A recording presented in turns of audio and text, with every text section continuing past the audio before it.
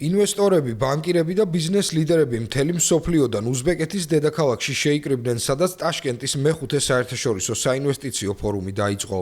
იმის გათვალისწინებით, რომ ქვეყანა უფრო მეტი უცხოური ინვესტიციის მოზიდვას ცდილობს, დისკუსიებში ყურადღება გამახვილდა შესაძლებლობებზე სხვადასხვა სექტორში, მათ შორის ენერგეტიკის, მრეწველობის, ციფრული ინფრასტრუქტურისა და ხელოვნური ინტელექტის სფეროებში. ხელოვნური ინტელექტის შემთხვევაში საჭიროა გამოთვლები. გამოთვლებისთვის კი აუცილებელია ენერგია. ამ ენერგიის ნედლის სახით ექსპორტის ნაცვლად, ჩვენ გვსურს მისი ექსპორტი ხელოვნური ინტელექტის მონაცემთა ცენტრის სერვისების სახით განვახორციელოთ. პანელებსა და ბიზნეს ფორუმებზე მთავრობის წარმომადგენლები, ინვესტორები და ინდუსტრიის ლიდერები ერთმანეთს მთელი დღის განმავლობაში ხვდებოდნენ. დისკუსიები მიმართული იყო ინვესტიციებზე, ტექნოლოგიებზე, ინფრასტრუქტურასა და გრძელვადიანი ეკონომიკური ზრდის მხარდამჭერ პოლიტიკაზე. ბევრი მონაწილე ამტკიცებდა, რომ საერთაშორისო ინვესტორები ეძებენ ახალ შესაძლებლობებს ტრადიციული ბაზრების მიღმა. ფორუმზე დამსწრე ინვესტორების თქმით, რეფორმები და ეკონომიკური ზრდა სულ უფრო მეტად იპყრობს საერთაშორისო ყურადღებას.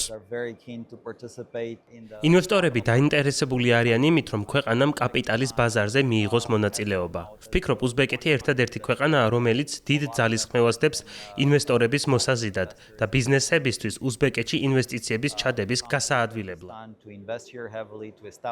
თუმცა ინვესტორების მოზიდვა განტოლების მხოლოდ ერთი მხარეა. რამდენიმე მონაწილემ განაცხადა, რომ გრძელვადიანი კაპიტალი დამოკიდებულია არა მხოლოდ შესაძლებლობებზე, არამედ ბიზნეს გარემოსადმი ნდობაზეც. საჭიროა ნდობა. კერძო კომპანიებს სჭირდებათ მომგებიანი გარემო და ქვეყნის მიმართ ნდობა. მათ უნდა ჰქონდეთ გარანტია, რომ იქნება პოლიტიკური სტაბილურობა და შემოსავალი. ასევე საკმარისი მხარდაჭერა ადგილობრივი სამართლებრივი ჩარჩოს თვალსაზრისით, რომელიც მათ ნდობას განმტკიცებს და საკმარისი მუშახელი და რესურსები ექნებათ ქვეყნებში, რათა მათი ბიზნესი გაიზარდოს.